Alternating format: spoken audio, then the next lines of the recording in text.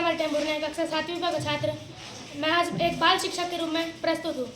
मैं आज विशेषण पढ़ाने जा रहा हूँ। संज्ञा और सर्वनाम की विशेषता बताने वाले शब्दों को विशेषण कहते हैं। संज्ञा और इसमें नीला हमारा विशेषण है। आसमान की विशेषता नीला बता रहा है तो यह विशेषण कहलाएगा।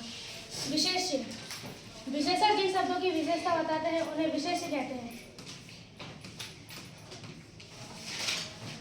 मैंने उदाहरण दिया था नीला आसमान, तो ये नीला आसमान की विशेषता बता रहा है तो ये आसमान विशेष कहलाएगा और नीला विशेषण। वैसे प्रतिशोषण, कभी कभी ऐसा होता है कि मानो विशेषण के भी विशेषण होते हैं, उन्हें प्रतिशोषण कहते हैं। जैसे हल्का नीला, हल्का, ये प्रतिशोषण कहलाएगा। विशेषण के मुख्यतः 4 भेद होते हैं: गुणवाचक, संख्यावाचक, सार्वनामिक एवं परिमाणवाचक। यह सब विशेषण के मुख्य भेद हैं। गुण, वह विशेषण जो संज्ञा के गुण, दोष, भाव, रंग आदि का बोध कराए उन्हें गुणवाचक विशेषण कहते हैं। जैसे गुण अच्छा, दोष बुरा, अवस्था,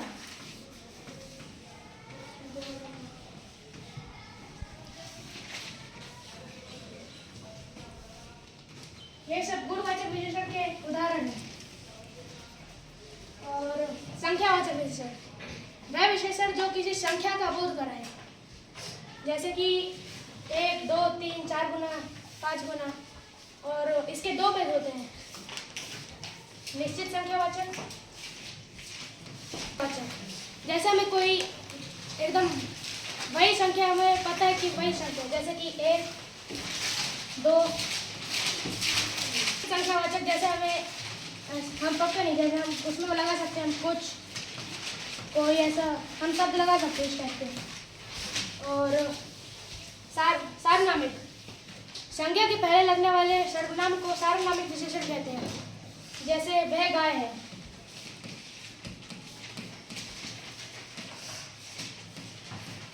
यह लड़का है।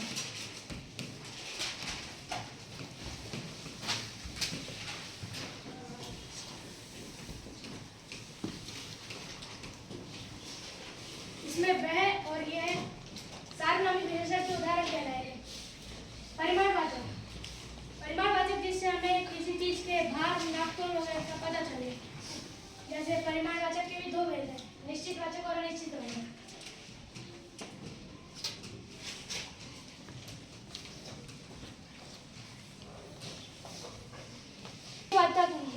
निश्चित वाचक जैसे मुझे कुछ पैसे चाहिए, उसमें कुछ जैसे ये, जैसे 4 किलो, 5 लीटर। ये सब निश्चित वाचक सर्वनाम के उदाहरण हो गए। और समझ में आ रहा है? कोई डाउट किसी को?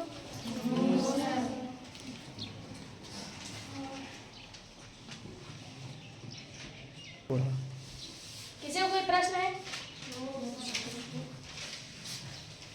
राजीव, विशेषण के कितने भेद होते हैं? 4। कौन कौन से?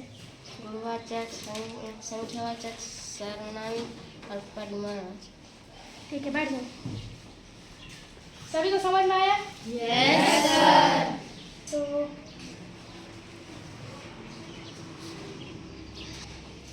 बहुत बहुत धन्यवाद समर। आज हमारे बाल शिक्षक इन्होंने एक टॉपिक लिया, वो टॉपिक पढ़ाया विशेषण। तो समर कैसा लगा आपको पढ़ा के? सर बहुत अच्छा लगा? Yes sir. ऐसे भविष्य में कभी अवसर मिलेगा तो आप पढ़ाएंगे ना किसी भी जगह पर? Yes sir. हाँ, बहुत बहुत धन्यवाद। ऐसे सीखो पढ़ाना और पढ़ना भी खुद। सभी को समझ में आया समर ने जो पढ़ाया बेटा? हाँ, तो एक एक दिन 2 हमारे बाल शिक्षक बनते हैं। तो आपको हमारे बच्चे की जो पढ़ाना अच्छा लगा हो तो सभी लोग लाइक करें। धन्यवाद।